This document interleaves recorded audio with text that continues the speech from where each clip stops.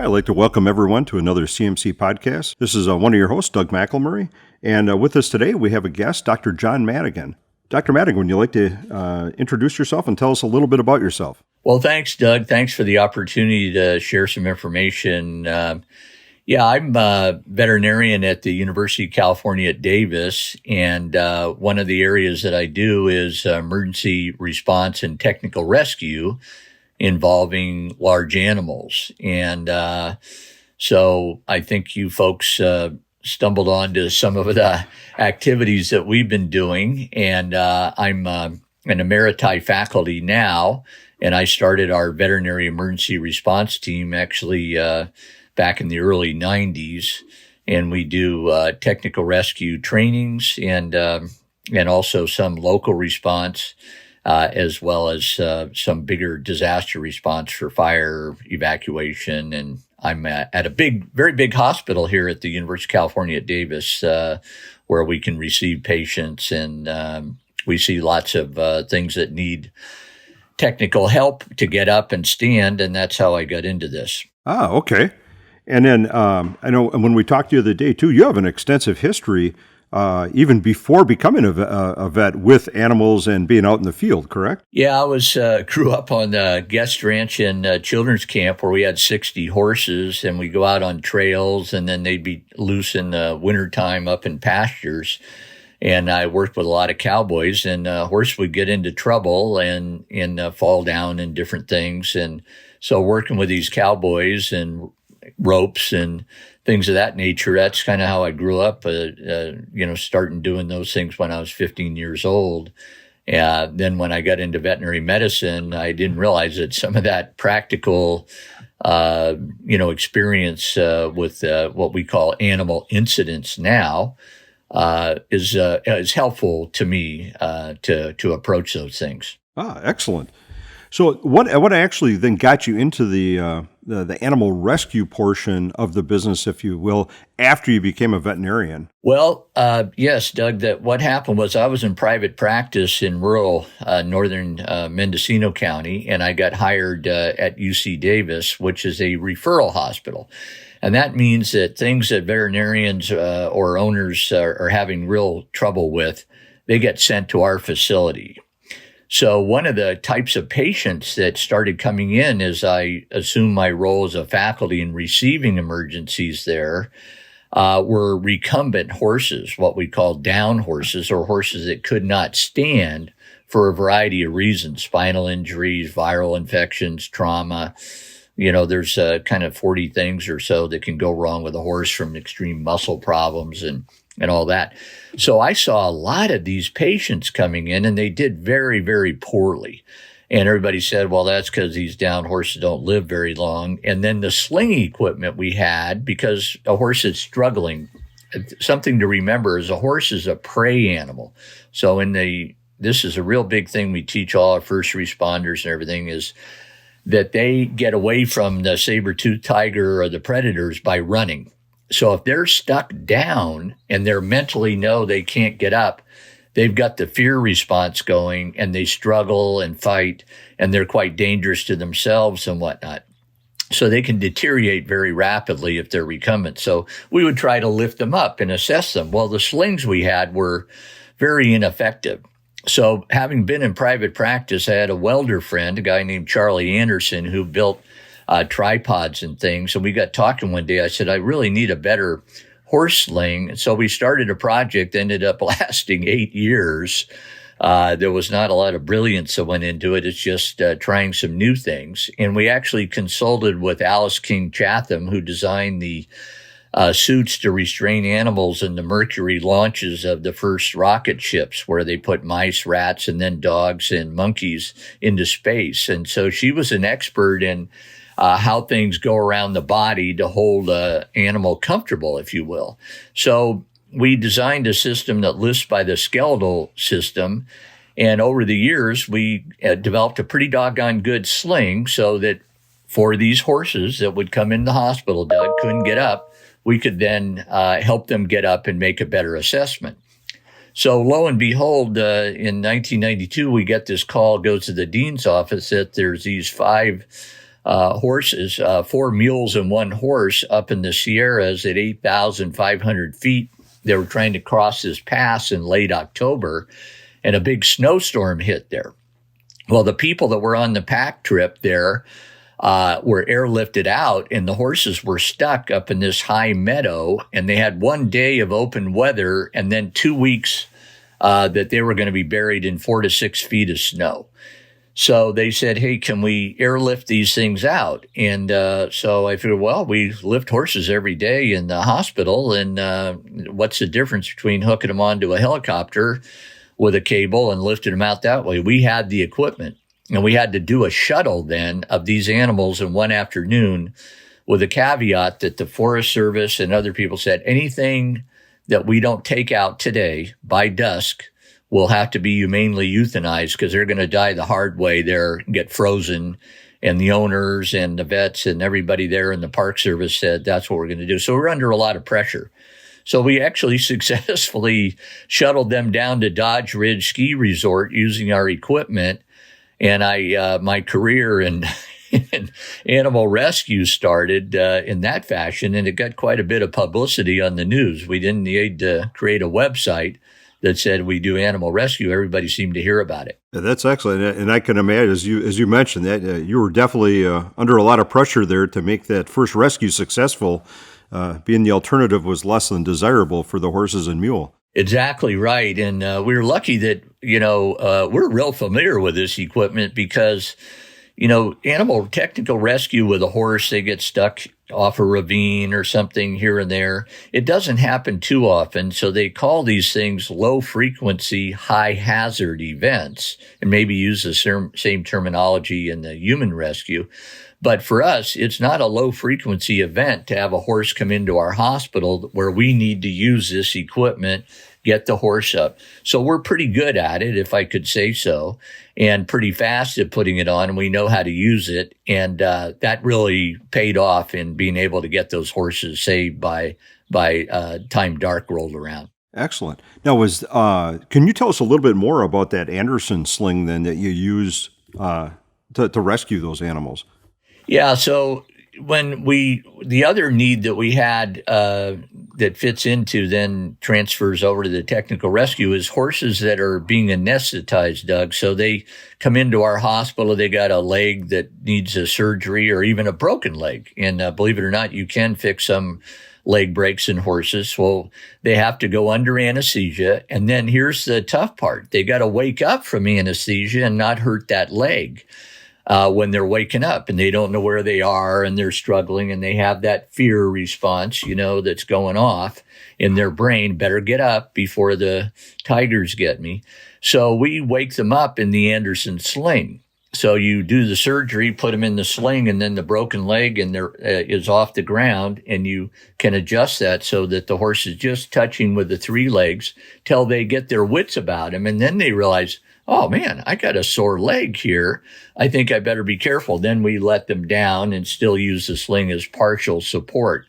So we've had a lot of use, and then it ended up being shared. We published actually on how to airlift horses and then also how to do anesthesia recovery. We did a study of 31 cases, then another study of 49, showing how the Anderson Sling and this, with the right medication combinations, could safely recover horses. So this sling's used all around the world in veterinary hospitals. It's kind of expensive, and it's technically it's got a lot of hooks and snaps and everything, and so it's not the easiest thing to learn how to use. So we then went to some other simplified things when we got into more of the technical rescue. Yeah, and what we'll do is we'll post on our website links to information about the different things we're going to talk about, the Anderson Sling and some other things here as we go on today. So our listeners, can go on and learn more about it. And like you said, that Anderson Sling is a pretty complicated device as far as a lot of buckles. There's a lot of adjustments so that it looks like it can fit a wide variety of sizes and types of large animals. Yes, it sure can. And it's got an overhead rectangular frame. It's got pieces that very hard to get under a horse that's on the ground. In other words, when a horse is laying there struggling, even if we sedate him a little bit, and then here's the other thing about it, you'd say, well, just knock him out.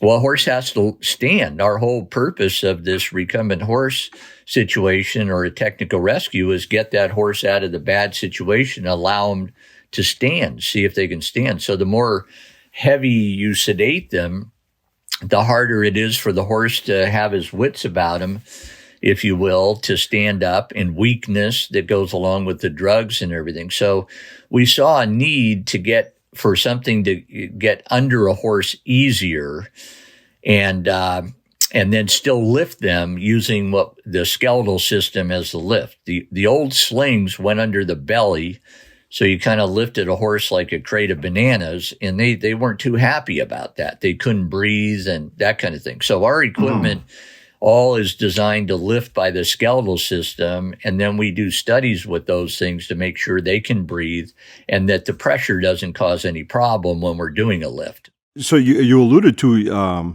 you went from the Anderson Sling to a little bit different type of system that was a little bit more tech rescue friendly. What was that? Yeah, the intermediate one we went to is called, we nicknamed the large animal lift.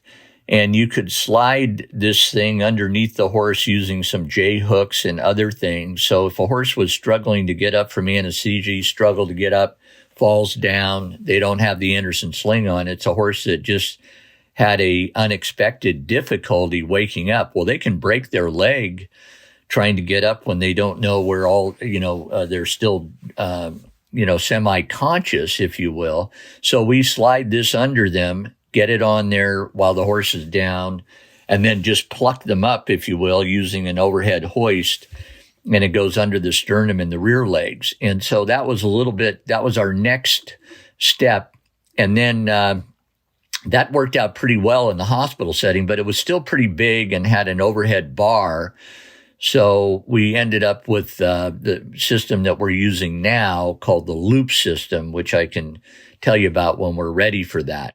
Yeah, please do. The reason we've gone to this system, this is our third revision, if you will, is for several reasons. One is that when you get training that's limited, let's say our fire department on campus gets trained once a year in these kinds of things, and they go on animal responses on campus. We have a lot of animals here, and so do other fire departments.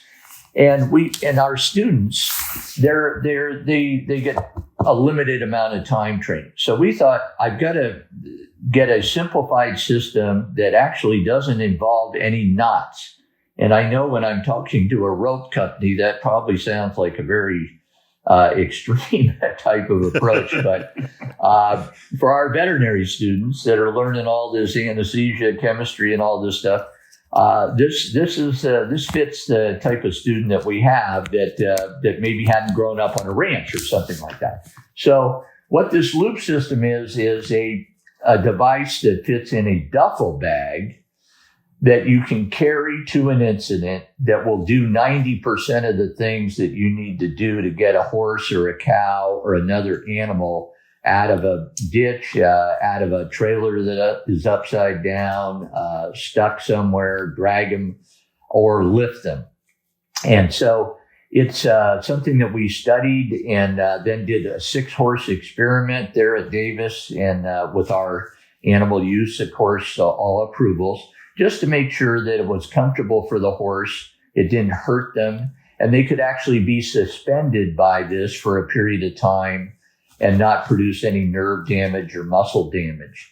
So we ended up with this loop system, and it's turned out to be very, very popular in our hospital now. They go to this right away, and then if the horse is going to do long-term things, they go to the Anderson Sling. But this has turned out to be a game changer for us here in the hospital, and now for first responders, veterinarians in the field, and animal owners that want to have something on the premise where they get a bit of training. They're interested in this system as well because of its simplicity and low cost. Yeah, and again, for our listeners, we'll put a link to the more information about this loop system on the website. And when I looked at it, I was very impressed. Like you say, it seems to be a very simple, intuitive system that would be pretty easy to learn and maintain proficiency at. Well, you hit it right on the nose there that when I see your website and take a look, Doug, at some of the things where you're talking about how frequently do you need to have a training in a particular methodology to stay good at it. So we realize horse owners are going to, and veterinarians and first responders, they're going to do a training on this initially. So in our loop system is a step-by-step guide. So we actually have created a new learning system that allows you to do this once in your training and orientation.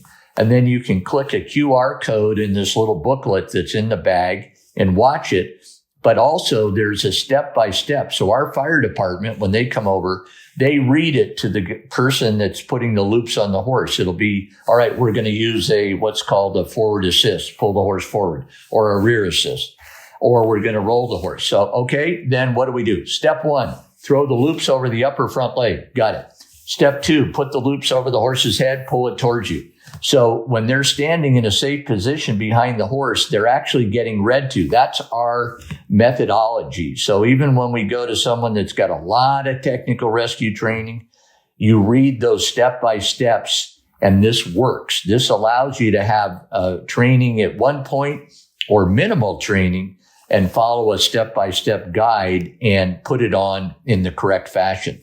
Well, and I think you mentioned something else too that a lot of that I know I normally wouldn't think about. I don't spend really any time around horses, but where to stand when you're doing this and having that as part of the instructions has to be valuable. I'm guessing there are some areas you don't want to stand when you're putting this system on a horse. Yeah, you got it, Doug. That's right. And this is a very fundamental area. The horse owners are knowing that a horse is flailing. They're not going to get around the legs. But a fire department person that's called there may come in with equipment, set it down in what we call a danger area. So this is all in the booklet. It's all suggested for, even further training. But we show where to stand and how to place this on safely so that you mitigate that risk of the legs and the head. Even the head can be risky when a horse is struggling. And we try to suggest in our booklet that we're going to do an integrated response. We're going to have a veterinarian there. We're going to have some people that are going to help with the applying the loop system. Then we're going to have something if the horse needs to be lift, a bucket loader or a overhead a structure, and then somebody to stand back and watch for safety. So we actually introduce the incident command. Because you really have to run an incident just like you do with the fire department or your technical rescues. Yeah, and I would imagine that any rescue team or fire department would be very glad to see a veterinarian on site, dealing with a problem like this. So, somebody that has an extensive knowledge of the animal. And you had mentioned earlier too about sedation. Is it necessary or preferable to sedate the animal, prior to moving him or lifting him with any of the three systems? Yeah, good question, Doug. It really has to be based on an individual basis. I would say most of the time, yes, there is a place for what we call sedation, which just calms the horse a bit, but it doesn't make him foolproof. And then general anesthesia, where you intravenously administer something like you would if you were going to operate on the horse, and they're not going to move if it's, you reach the right plane. And so one of the things that we found is veterinarians, when they're in an emergency setting, and maybe they don't use a lot of these drug combinations, we actually have a booklet, and no offense to the veterinary profession, but it's as close to a Betty Crocker cookbook as you can, that if you got a horse this size and that, and he's this excited, this is the dose of this that you could start with, and how you administer the anesthesia and whatnot. So it's a reminder system, and that's in our bag too for veterinarians, so that when a decision is made, hey, this horse needs to be anesthetized if we're going to pull him out of here. Hey, he can't be moving around at all. Then we'll wake him up in our safe area. Or, I've been in instances like I got a call to go to Hurricane Floyd. They had all these horses in standing water, and the water wasn't going down. Fences were covered. They'd been in there 2, 3, 4 days. And so we'd fly in a helicopter, see where they were, then go out in a boat, put them in the Anderson Sling, and then call in the Tennessee Air National Guard helicopters with radios. But some of those horses were so stressed and so cold to the touch from being standing in that water that as I assessed them, I didn't give them any sedation. And if I had, I'm sure they would have collapsed and drowned. So you have to, each one is an individual, but you want to know how to do it if you need to. And then also the circumstances where it's not a good idea. Well, and it sounds like you say that Betty Crocker cookbook type document you've put together is kind of like the equivalent of medical protocols for a paramedic, where it kind of gives a good guideline to base your treatment off of. Yes, and this was created by a veterinarian who's been in our team and had 35 years of practice, and it's done 6,000 field anesthesias. So he's got all his little tips, if you will, and little, if you got a real excited horse, you need to go over the drug label of this particular drug and it's safe, etc. So this is the kind of advice that's right at your fingertips. And the veterinarians that get one of these kits, they go, oh, I'm going to use this thing in other places, this sedation guide. Well, yeah, I can imagine, because it's one thing to, when you look at humans, we're pretty limited, have a pretty limited range of sizes for the most part, and situations where we're administering, medications or drugs to, versus the horse, whether it be in a clinical setting or in the field. I would imagine there's a lot more variables involved, especially with sizes and conditions there. Yes, and some, we had this cow in a mine shaft that we got called to. She had fallen down in this mine shaft. Well, we had to dart her with a dart gun with a syringe. But going over the doses with animal control, considering that, the circumstances she was in, how long we were going to be out, having that information readily accessible is really good. And that little video of the cow getting lifted out of there is on YouTube, and cow and mine shaft. But a big part of that was the sedation protocol. Yeah, I watched that YouTube video when you sent us the link. It's very interesting. I think our listeners would get a kick out of watching that, because it kind of makes you think about some of these large animals in a little different light. Because in the video they very clearly talk about the animals basically like a pet, almost like a family member. We normally think about dogs, cats, things like that, but this cow was very, very close. Was a close part of the family. Yeah, she was. And but when we were dealing with her in that mine shaft, she was a little irritated about the circumstances. So she wasn't just going to eat an apple out of your hand at that moment. Yeah, I'm sure she had better days at that point. And I think that kind of leads us into a different point. There's a lot of people that ask the question: should the emergency services, whether it be a mountain rescue team, fire department, police department, or so on, be involved in animal rescue? And what are your thoughts on that? Yeah, well, that's a question that does come up, and it's pretty clear that the fire department is going to respond, because if they don't, then human subjects that see a horse and fallen through the ice or stuck in mud or anything, they're going to attempt to do something. So the fire department can save human lives by knowing how to control an incident and having some technical rescue training and access to equipment that's in a small bag on their rig, so they can approach this so people don't get hurt. And at the same time, they're providing a public, service. They're protecting, lives and property. And by keeping people that want to help, that haven't had the training, don't know about safety and all those kind of things. So they're involved. They get called. And this is an international thing. In Australia, they passed legislation that said our fire department rescue teams will do animal rescue, including large animal rescue. And so we actually did some training there in Australia. Same thing in New Zealand. they're integrated into what we call multi-agency response. And we have veterinary integration, fire department integration, animal services integration, sheriffs and police. They may be the first on scene. Some counties don't even have animal control officers. So the volunteer fire department will get called. Horse trailers upside down on the highway. There's horses in it. Well, if you're going to secure that scene, you're going to deal with the horses too. Yeah, exactly. And you mentioned the ice rescue. I think, especially, in the northern area. I'm from the upper Midwest, and it's not uncommon here to have dogs, deer, things like that out on thin ice break through. And I know it's always interesting seeing the reaction from the public where they see firefighters out in appropriate ice and water rescue gear, getting those animals off the ice. I think you hit it right on the head. It's actually a good injury prevention or fatality prevention thing for humans by us going out with the proper equipment, proper training, and taking care of that. And frankly, it's good training. You're actually going out in a real situation, and you're taking care of that. And people could argue, morally, ethically, or whatever from an animal rescue standpoint.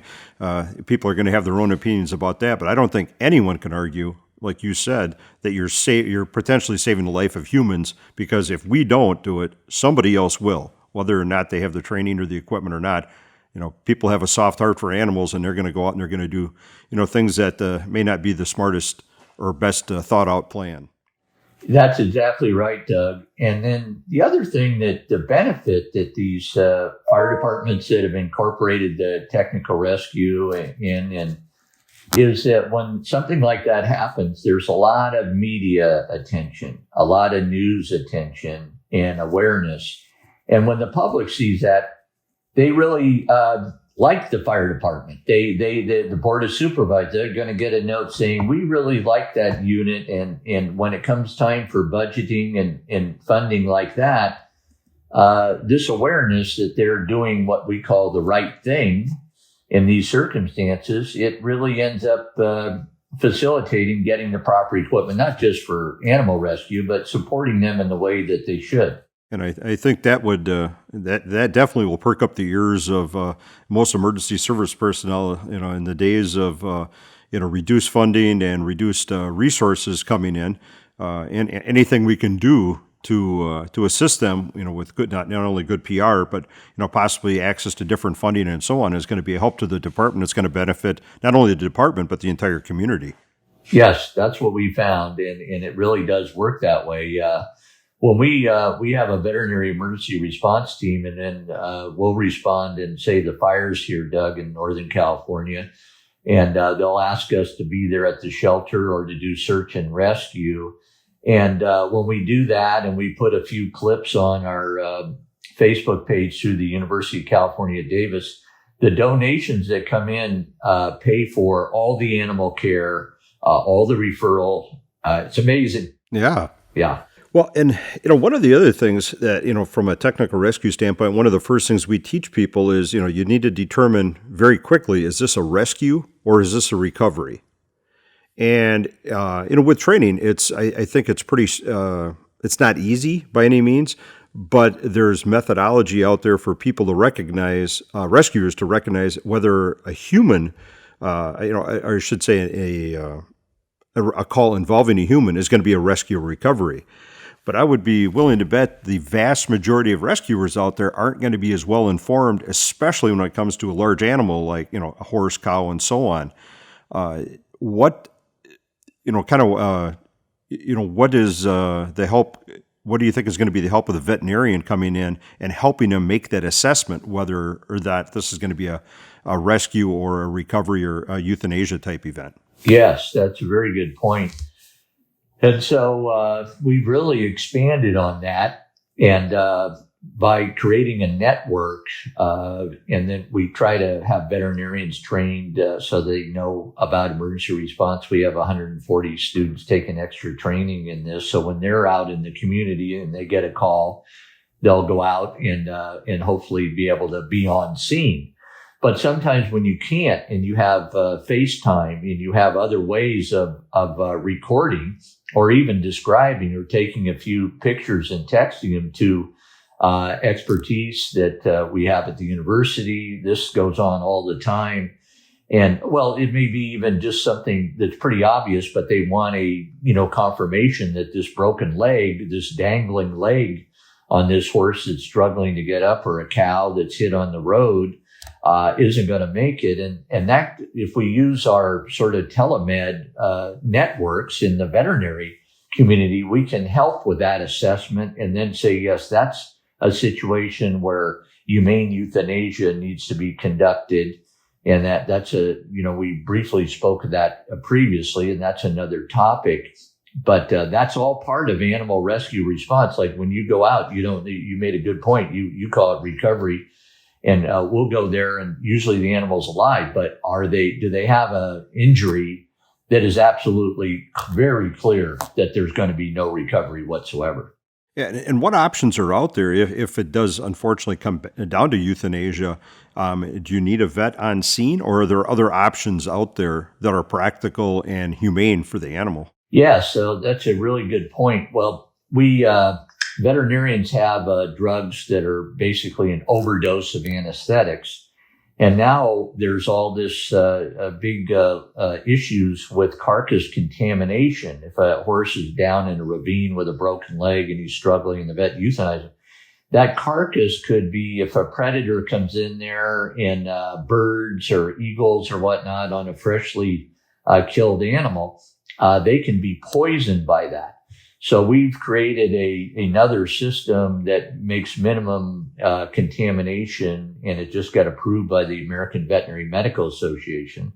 And then the last one, of course, is gunshot. If performed properly, it is instantaneous death, and it is approved by the American Veterinary Medical Association. There's no perception of the animal. If it's done properly, it's in midbrain. And so we know that some of our sheriffs and others, they've got an animal or fish and game, and there's a broken leg on an animal, a deer, a bear, and they're flopping around on the road. They get communication. Yes, that's not good. You have authorization. So we've actually created, using 3D printing, some animal heads that have a laser hole in them where you can practice in a classroom with a blue laser gun that has the exact location and angle to go immediately midbrain and into the brainstem with one shot and render the animal humanely euthanized. And that will end this horrible suffering and not be waiting once it is confirmed. So that is part of some of the training that we're offering our first responders in animal services, sheriff, even highway patrol. Yeah, I would imagine that if the first responder that was going to euthanize the animal is not familiar with the anatomy, and you don't get the shot in the right spot, that would obviously be very traumatic, and to not only the animal but also the rescuer involved. Exactly right. And with the horse, it is not between the eyes where the brain is. It's up much higher. And so you do have to know the anatomy. So when you mention the adverse consequence, so if you fire and it's not in the brain, then blood comes out the nose, the animal struggles and whatnot. So when I've been doing these trainings, and I'll have, sheriffs and others that are there, and one of them will come up and say, gee, I wish I had this training previously. And I go, oh, I'm glad it's useful. And he goes, yeah, I had this cow that had a broken leg, and I thought I was shooting her in the right spot after it was all confirmed, and she kept mooing and everything, and had to use several shots. And you could tell he was very upset. And then I asked him, how long ago was that? And he says, 4 years ago. So, wow. Man, yeah, it's hard on you. Mm-hmm. So I don't think there's too many areas in this country where there isn't the potential for animal rescue, for a large animal rescue, whether it be, if you're in Kentucky in horse country, or if you just have a highway going through your area in which there are horse trailers and animal trailers going through. So I think this is a pretty much a universal potential of an incident here for anyone. So how would what's the best way for a rescue team to get started with a large animal rescue program? Yeah, that's a great question, and it's really getting very much more organized than when we started in the early 90s. So as we've trained more people, and others have as well, there are, like in the state fire marshals in the state of California, there's a 2-day animal technical rescue training that you can take, that they can give to fire departments. Then search and rescue groups are getting trained. There's different groups that have expertise in this area. And a lot of them in California, they work with the fire department under what we call here, I don't know what the terminology there is, CARTs, County Animal Response Teams. And they are integrated into the fire department and animal services. And then they organize trainings. They have a call out system. They have a group of, very large group of volunteers.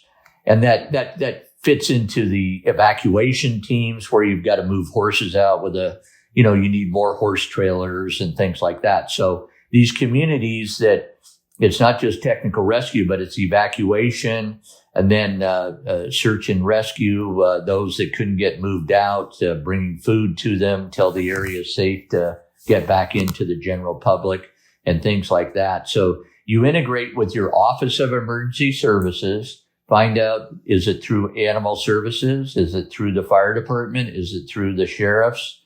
And you'll see groups that are doing that. And then we're trying to reach them with our simplified system because we think that'll be useful. And but that's usually the way it works. And from what you said there too, it sounds like it's a really great way for a rescue team or a fire department to kind of engage the public and some groups within that to form some really valuable partnerships that may have other benefits too. Oh, listen, this is absolutely right, Doug, because when you get people in the room talking about, they want to help animals, and they go, hey, do you have your defensible space around your house? Do you have your gates with the codes with the fire department so they can get in there? Do you have escape routes set up? Do you have a plan for the animals? Do you have your belongings all organized so that you can leave in a proper fashion? Do you have your gutters and roof and all that ready for fire season? So there's tremendous benefits to this. Yeah. Now, the other part of this, I would imagine too, like I say, you really need to have the veterinarians kind of integrated into this team. Is there a good method to go about to contact and to recruit veterinarians in your area to be part of these teams? Well, that's that's an ongoing process. I'll just tell you how it works here. So we were sort of the place everybody called, and as we said, there's a veterinarian on every corner of the street here in Davis, practically, because we are the largest in no offense to the other veterinary schools, rated the #1 veterinary school in the world. So we have tremendous resource, but we can't, do it all. So we train people, put them out in the community like we do with internships or residencies. So they have additional training. So we're trying to do that with our students that graduate.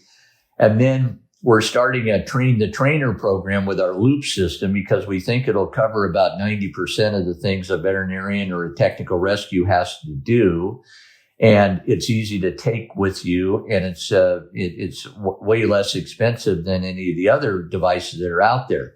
So by doing that, then there's organizations like here, we have the Northern California Equine Practitioners Association. Well, one of the topics besides, how you treat a colic or respiratory disease, there's continuing education. We have continuing education programs in the area of veterinary technical rescue and veterinary integration into emergency response. So that's the way we do it. Then we want the veterinarians that get that training to plug into their Office of Emergency Service in their local community so they learn how to be accessible and have multiple people because you can't always be there. And that's the idea. Have 10 people if you need one, have 10 that you can call, because time is a factor. Yeah, and you sure don't want that to be the first time you've met the person you're going to be working with is on a rescue like that, I can imagine. Yes, that's exactly right. You form these relationships, you do some practice together. And in most circumstances for veterinarians, it's what we call a practice builder, because you make association with people that will be your clients. Oh, yeah, that makes sense. So it's it's a win-win there for everyone involved. Yes, we think so. And a lot of veterinarians don't want to walk into an incident that is really not organized. Nobody has the equipment. You don't have anybody else that's trained. You got people standing in dangerous areas. The horse is flipping around. The owner's right in the middle of it. And so when you get things, run by the incident command, and the fire department shows up, the veterinarian shows up, you've got your operations section, you get the person figure out who's going to pay for what, you get who's got the equipment. It all works much better. And now you had mentioned that train the trainer. Do people travel to you for the train the trainer, or do you guys go out on the road and perform these train the trainers? Yeah, that's a great question. So we're doing a little bit of both.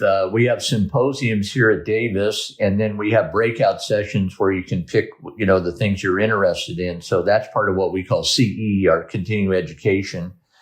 And so we offer that where we'll have set up a date at the university, and we'll do a training and say we can take 30 people, 30 veterinarians, and then we'll have one with for first responders and whatnot. I've done a couple of trainings in El Dorado County, so we travel and go there. I'm doing one in Santa Barbara. And then what we hope to do is veterinarians that are kind of into this, if you will, and see the benefits, we want to get them set up with the equipment and some PowerPoints that go through scene safety and all that, so they can give these programs in their community and to first responders. And then the first time that they give this after they've been trained and they put it on is we attend one of their presentations. And so we're there to verify that they've got this right, and also answer any questions or things come up that they may not be familiar with as they're getting started using the equipment and in different scenarios.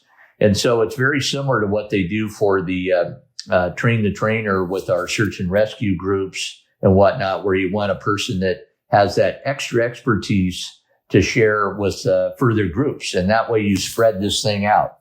So when the people go back to deliver this program, I mean, is there a lot of equipment that they need to have? Because I can imagine like a horse mannequin is not a cheap item to pick up. Yeah, so that's it. So one of as I, haven't been in on a ranch where, you didn't have everything you needed. And if you said, oh, well, let's buy this, they looked at the cost and whatnot, because one of the mannequins we use in training, Doug, is $15,000. That costs more than the real horses I have standing in my field here. And no offense to our horses, they're very good, but I didn't have to pay $15,000 for them. So there's actually these inflatable toy horses that are life size, that have the limbs, the head, and everything. So you can use those mannequins to place and then show how you lift and do things like that. So it becomes practical. I've actually taken these inflatable horses overseas. I took one to Australia, then Thailand, New Zealand. And it's always funny when you go through, customs and they go, what's in the bag? It's an inflatable horse. And then one of the guys will say, oh, he's your friend, huh? You bring a friend along. Anyway, they have quite a lot of fun with me on that thing. And I can see where that could launch 1,000 jokes right there. Oh yeah. Well, here's the thing. I was in, not to tell stories, but I was in training the army there, with this group in Bangkok, Thailand. They have army horses there, and we've also done marine mountain warfare here, because they have mules and whatnot. And so we do this training, and then everybody had a good time. And I'd say, well, we got to deflate. We would call the horse Ed. And they go, no, don't deflate him. We're going to have some drinks over at the bar over there. We want to bring him with us. So they would bring this doggone horse in the bar and create all this fun stuff and everything. And then I didn't keep track of it, and I ended up having to bring the horse home on a trolley car, and he was still partially inflated. So you got to be careful how you supervise your inflated equipment. Yeah, that's usually emergency responders. Doesn't hurt to have some adult supervision after the class. So. Oh, yeah. You can think of all kinds of fun things to do with that inflated horse. Stick his head through the window of some place, some friend of yours or something. But yeah, it does work for training. It makes it affordable. And the whole deal is that our system that's in a duffel bag and is less than $500 and then has the training stuff. Our goal, and we started the company, and the reason we did is the university didn't want to patent this because it wasn't going to make them enough money. So they have a new rule that kicks the rights to the equipment, if you will, back to the faculty that generated the idea or what's being used. And so my son and I run this company for now because we want to get it started, get to train the trainer. And then we keep an eye out we're at a training and somebody says, oh, you ought to make that quick release cord a little bit longer, things like that. So we're continuing to make small modifications. The principle's there, but we make small modifications. And now we've added a page about how to make a rope halter when you don't have one and how to get the loops behind a horse that won't load and put some person power on him and get him into a trailer when there's fire bearing down on the place and the horse won't load. So we're adding all those things. So for the meantime, it's a little family operation with a lot of, passion behind it and a desire to get this out there to help horses and help the people that are trying to help them. Excellent. For this train the trainer, what kind of time frame are you looking at for that class for emergency responders? Well, we piloted it this year, Doug, with our students. So we had 6 students that said we want that extra training, and now I'm still using their last presentation, if you will, where they go, and they really appreciate this, where I go with them. And they're training, let's say they're going to practice up in Auburn. They're just graduating. So the first responders, fire department, other people, the clinic that they work at has a little program, and we go up there and they deliver the material, but we're there to help. And then we watch them how they're training, and then they're off and running, and they have access to the equipment so they can distribute it and whatnot. So it's in its very, very early stages. And we've used these students that had the extra interest in it. So when I go to Santa Barbara, I'm going to launch the program here in, I think it's August 1st down there. And there's already a couple of veterinarians that are interested in that. And then we leave them the PowerPoints, the equipment, tell them where they can get the inflatable horse, how they can order the equipment. And then they're off to train as many people as they want. Excellent. So, I mean, for the initial train the trainer, is it a several day course or? No, you see, the simplicity of this thing is that it is several days because you start off with learning, you get your lecture material and incident command, and hopefully veterinarians have had a little bit of this if they have an interest. There's so many other courses available to them at meetings. Then we show them how to use the loops. They actually demonstrate that they can do it. Then they have their booklet and whatnot.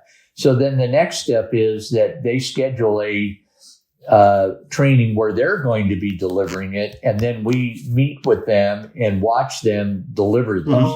So there's a little legwork involved. But then what will happen then is once they receive that status, they can then train somebody else if there's extra interest in that and do the same process. Right. Yeah. That sounds great. It doesn't sound like it's not like a 40 or 60 or 100 hour certification program. It sounds like it's pretty targeted and very straightforward for the students. Yes. Yeah, it is, because it has to integrate into the rest of their education and all the courses they take. So the students that are in what we call our veterinary emergency response team student group, there's 140 of them. They get these lectures at noon when there's no other lectures going on, in the evening for an hour and a half. And they get things like sheltering, triage, and not just this technical rescue stuff, because they want to be able to participate in the community in a variety of levels. And we have people that just want to do small animals. Some want to do the livestock. Some want to do the horses. And some want to have a general training so they can track what particular area. Zoologic. We had to help move a giraffe the other day that had a bad foot, and they anesthetized it, and they had to skid it around and move it over to this other area and everything. So we used our loop system to move the giraffe around. Oh, well, luckily it was a leg and not a C-spine problem there. Yeah, that would be, if you're going to work on the neck on a giraffe, you better have some time on your hands. It's a long one. Yeah, exactly. So Doc, what would you recommend as the first step for a team to take to kind of get started in this specialty here? Yeah, I think step one would be to get to the Office of Emergency Services in your county at the local level and ask that group, because they're the ones that are going to be in charge in disasters and whatnot. Then that trickles down into because there's incidents and then there's disasters, and incidents where the fire department goes are certainly different. They're not a declared disaster. They have a different call out system. But find out if there's a cart or in that county that's doing that, or the local association. There's very few veterinary associations with all the fires, all the disasters, all the floods, all the hurricanes, where they don't have some structure there to have veterinarians integrate into emergency response. Like at the National Association of Equine Practitioners, which is this group that has 6,000 equine specialists in it. I'm giving a talk on technical rescue at that meeting in December. And then there's a whole panel discussion there for a half day that just covers exactly what you say. How do you get started? What's the minimal training you need? What kind of areas do you want to participate in? What are you comfortable with? And you don't have to all of a sudden kind of make a new life for yourself. You just have to say, hey, I want to get some training, I have access to some equipment. And then if I'm available, I'll help. If I'm not, I won't. I just can't. I can't leave what I'm doing or what have you. So we just try to expand that group out so it's like a volunteer fire department. Excellent. And it's kind of interesting you mentioned the veterinarian groups. I would imagine that the veterinarian groups would be just as glad to see emergency responders there to help them as the emergency responders would be to see the veterinarians pulling up on an incident to help them out involving large animals. Oh, yeah. And there's some good trainings out there. In California, we have this group here that if you take a look on Google and just say fire department technical rescue training, Rebecca Jimenez, who's been doing this a number of years, has trainings that she hosts all over the place. I'll get a link and make sure we put her group in there. She's on the East Coast. We have some in Florida. We got other groups that are in Arizona that are retired firefighters, John and Deb Fox. They do trainings. So if we kind of create a little, if it's all right with you guys, a little resource page to see where some of these people are, and then they travel around and give lectures, but they may know, hey, in your area, this is where you need to go, because it's a community that speaks to each other very frequently. And in Sonoma, there's a halter program in Sonoma County. Julie Atwood runs that. And there are tremendous resources there at their website. So we'll make sure we get that all there where people know how to get this thing started. Excellent. Yeah, we'll put links to that on our website here through the podcast, so that our listeners can gain access to some of these people and some of these resources that you've been talking about here during this podcast. So any closing thoughts here that you have? No. It's just that this thing happens. Things happen with animals where they need help more than we think. And I once in a while go into Google. I put in news, then I take news out of the heading, put in horse, and you just see what's in the horse news. And there'll be welfare things or legislation, but there'll often be a rescue situation somewhere in the world. A lot of them in the U.S., but anywhere in the world. And you see people trying to help a horse in trouble or a cow in trouble or another animal.